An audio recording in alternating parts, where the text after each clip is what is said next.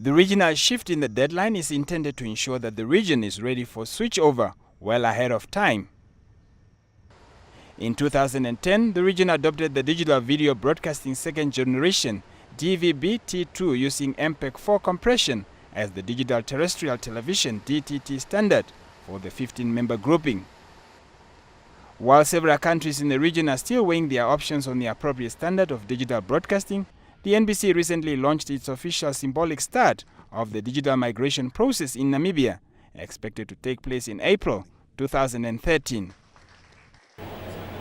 From a starting point of view, Namibia is one of the few countries in SADC that have at least started this process.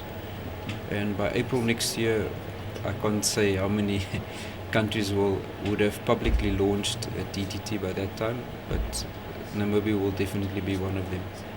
The cost of digitalization is estimated at $40 million, which translates into more than 320 million Namibia dollars. Over the last 2 years, more than 100 million Namibia dollars have been invested in the process, with an additional 200 million required for the NBC to meet the December 2013 SADC migration deadline.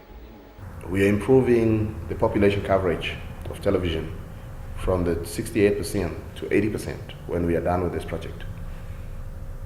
Again, that is world-class statistics.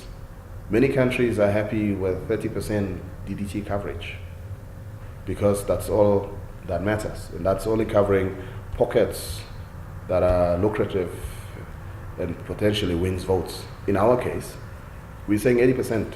The Namibian government is committed to ensuring that migration is completed in time. As testimony to that effect, the Information and Communication Technology Ministry has suspended its capital projects for the current financial year to avail money for the digitalization project. There's a big challenge in terms of financial, resources that are required, to effect the migration process. The amount that, the migration cost is so huge. So therefore, we decided that, we want to, to budget, to finance the migration through the Line Ministry budget.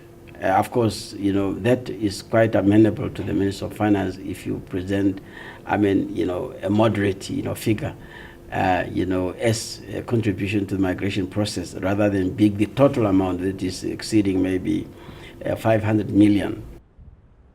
Available statistics indicate that more than 250,000 households own television sets, and they will all be required to have the new decoders.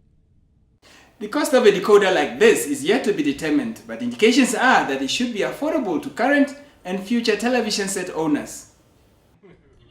Digitalization would enable the NBC to have 18 channels, which presents an opportunity for operators who would like to run some of the channels.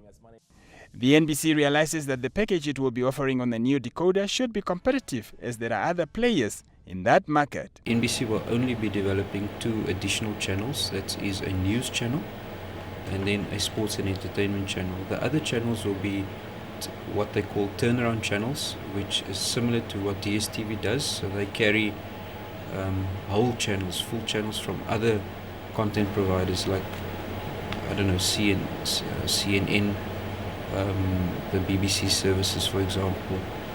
Digital Terrestrial Television, DTT, presents various opportunities for information communication technology development in the country. It is not limited to presenting more television channels and clearer pictures, but also offers space for increased content to the public via dedicated channels. As an added feature of the new decoder, radio signals of all NBC services will be accessible throughout the country. Although there certainly are challenges in meeting the migration target, Namibia is on course to meet its set deadline.